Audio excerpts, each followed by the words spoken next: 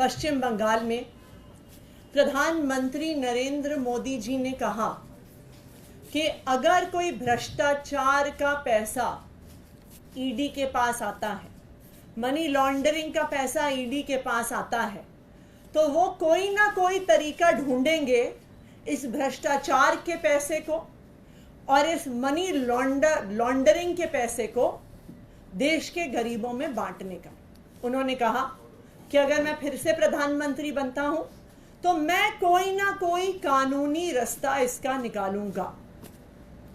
मैं आज प्रधानमंत्री नरेंद्र मोदी जी से कहना चाहती हूं, ईडी के रेड के बाद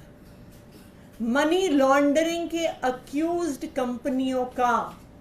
सबसे ज्यादा पैसा भारतीय जनता पार्टी के पास चंदे के रूप में आया है, इलेक्टोरल बॉन्ड्स के रूप में आया है। जो पैसा ईडी के पास आया है उसको तो देश की जनता में बांटने के लिए आपको कोई कानून बनाना पड़ेगा, लेकिन इन सारे आरोपियों का, ये सारे मनी लॉन्डर्ड पैसे का सबसे बड़ा फायदा, इसकी सबसे बड़ी बेनिफिशियरी भारतीय जनता पार्टी रही है। तो अगर आप इन भ्रष्ट कंपनियों का पैसा, इन मनी लॉन्ड्रिंग कर रही कंपनियों का पैसा देश की जनता में बांटना चाहते हैं, जनहित में बांटना चाहते हैं, तो मैं आपसे आग्रह करूंगी कि जो 41 ऐसी कंपनियां हैं जिन पर आईटी की रेड हुई, जिन पर सीबीआई की रेड हुई, जिन पर इन्फोर्समेंट डायरेक्टोरेट की रेड हुई और जिन्होंने 2741 करोड़ रुपए का चंदा भारतीय जनता पार्टी को दिया है, आपको उसको बांटने के लिए, उसको जनहित में लगाने के लिए आपको कोई कानून नहीं चाहिए। तो मैं उनसे आग्रह करूंगी, मैं भारतीय जनता पार्टी से आग्रह करूंगी कि वो आज आकर पब्लिक में ये घोषणा करें कि 2741 करोड़ रुपए जो हमें ऐसी कंपनियों से मिले हैं जिन पर ईडी सीबीआई की रेड हुई है, उसको हम प्रचार में खर्च नहीं करेंगे, उसको हम चुनाव में खर्च नहीं करेंगे, उसको हम देश की जनता में बांटेंगे, हम किसी चैरिटी में देंगे, हम स्कूल बनाने के लिए, अस्पताल बनाने के लिए गरीबों को देंगे। उदाहरण के तौर पे, और ये सब जानते हैं कि एक एक करके जिन जिन कंपनियों पर सीबीआई ईडी ने रेड किया, उन्होंने कुछ दिन बाद इलेक्टोरल बॉन्ड खरीदे और भारतीय जनता पार्टी को पैसा दिया। सबसे पहले और सबसे नामी शराब कारोबारी शरत चंद्र रेड्डी, जिनको 10 नवंबर को ईडी ने गिरफ्तार किया और उनकी गिरफ्तारी के कुछ ही दिनों के अंदर अंदर शराब कारोबारी शरत रेड्डी ने 55 करोड़ रुपए का चंदा भारतीय जनता पार्टी को दिया। तो ये तो भ्रष्टाचार का पैसा हुआ, इनको तो ईडी ने गिरफ्तार किया था, तो मोदी जी के अनुसार ये पैसा तो देश की जनता में जाना चाहिए, उनको तो कोई कानून नहीं रोकता। तो मैं आग्रह करूंगी कि आज ही जेपी नड्डा जी प्रधानमंत्री नरेंद्र मोदी जी की तरफ से ये घोषणा करें कि जो 55 करोड़ रुपया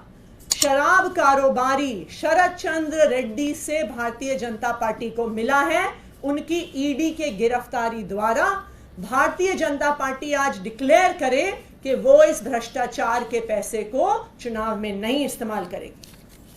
दूसरी कंपनी फ्यूचर गेमिंग, जिस पर अप्रैल 2022, सितंबर 2022, जुलाई 2022,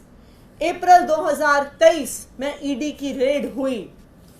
इस फ्यूचर गेमिंग कंपनी ने 52 करोड़ रुपए का चंदा इलेक्टोरल बॉन्ड्स के थ्रू भारतीय जनता पार्टी को दिया है। तो मैं चाहूंगी कि आज भारतीय जनता पार्टी घोषणा करे कि ये जो 52 करोड़ रुपए भ्रष्टाचार का, जो 52 करोड़ रुपए मनी लॉन्ड्रिंग का भारतीय जनता पार्टी के पास आया है, वो उसे चुनाव प्रचार में नहीं खर्च करेंगे, वो उसे देश की जनता के बीच बांटेंगे। हल्दिया एनर्जी लिमिटेड, मार्च 2020 में सीबीआई की यहां पे रेड पड़ती है और उसके बाद 105 करोड़ रुपया हल्दिया एनर्जी द्वारा भारतीय जनता पार्टी को दिया जाता है। तो मैं भारतीय जनता पार्टी से आग्रह करूंगी कि आज घोषणा करे कि 105 करोड़ रुपया भ्रष्टाचार का जो उनके पास आया है वो अपने चुनाव प्रचार में नहीं खर्च करेंगे, वो गरीबों में बांटेंगे। इसी तरह से ये कंपनियों की लिस्ट इतनी लंबी है, चाहे इसमें Future Gaming, Mega Engineering, Haldia Energy, Kalpataru Projects, Chennai Greenwoods, Vedanta Limited, Hetero Group, Navayuga Engineering, Doctor Reddy's, Micro Lab, Hero Motor Corp, बहुत लंबी ऐसी लिस्ट है उन कंपनियों की जहां पर आईटी के छापे पड़े, सीबीआई के छापे पड़े, ईडी के छापे पड़े और फिर भ्रष्टाचार का पैसा भारतीय जनता पार्टी में गया। तो प्रधानमंत्री को देश में तो कानून लाना पड़ेगा इस पैसे को गरीबों में बांटने के लिए। तो फिर वो कह रहे हैं कि मुझे फिर से वोट दीजिए, लेकिन मैं भारतीय जनता पार्टी को ये कहूंगी कि भारतीय जनता पार्टी के अकाउंट में जो पैसा है, जो भ्रष्टाचार का पैसा है, उसको गरीबों को देने से आपको कोई नहीं रोक रहा। आज आप घोषणा करिए कि भ्रष्टाचार का पैसा भारतीय जनता पार्टी द्वारा चुनाव में नहीं इस्तेमाल होगा और उस पैसे को हम देश के गरीबों में बांटेंगे। Thank you.